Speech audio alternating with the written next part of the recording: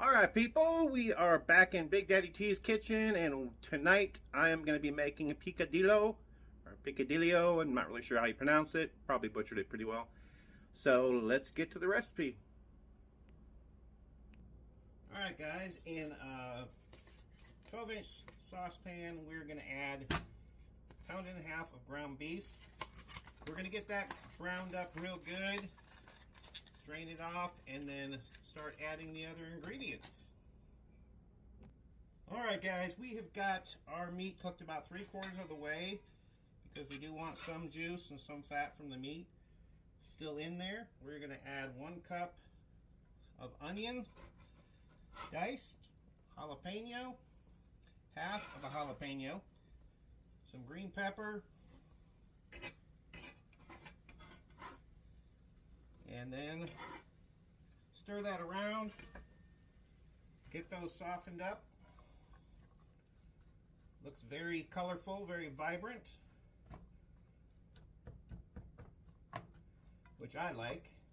Now, one of the things that's going to may come into play depending on who sees it and how picky they are.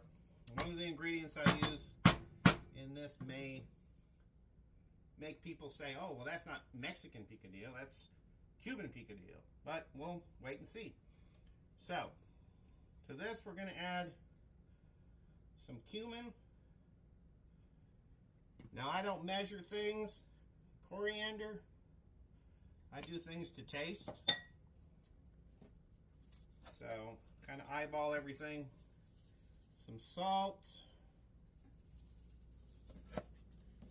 And some black pepper. I'm also going to add some cilantro, dried cilantro, because I like the way it tastes. And get this incorporated and start our journey to the finish line. We are also going to add, which I can't believe I forgot, potatoes. Because potatoes are one of the key ingredients in here. They're cubed up about 1/2 inch. Obviously they'll shrink up. I did soak them to get some of the starch out. But we are going to cover this and let it simmer for 10 minutes. Then come back and add the last 2 ingredients. Or 3 ingredients, sorry. Alright guys, she's been cooking about 10 minutes. Everything's starting to get softened up, so we're going to get these last 4 ingredients in. It's going to be 1 can of fire roasted diced tomatoes with green chilies, 1 cup of beef broth,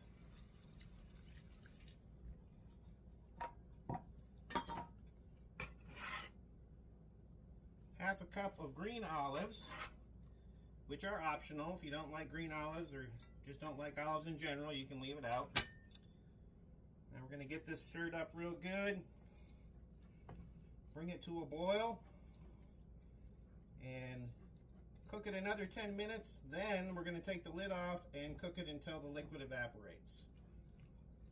So we'll see in a little bit. Alright guys, she's been topped fuck you, for 10 minutes.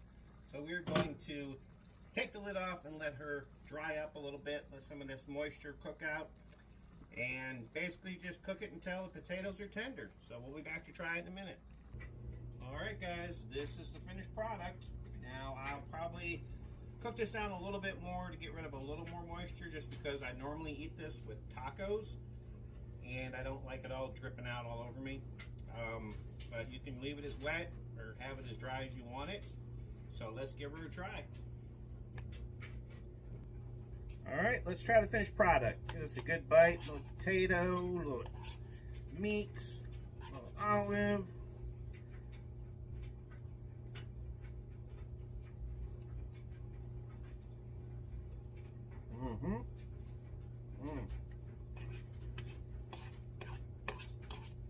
Oh yeah. Perfect level of heat. That little bit of jalapenos, just the right amount of spice for it. Leave it out if you don't want it. But it's a winner, guys. Give it a try.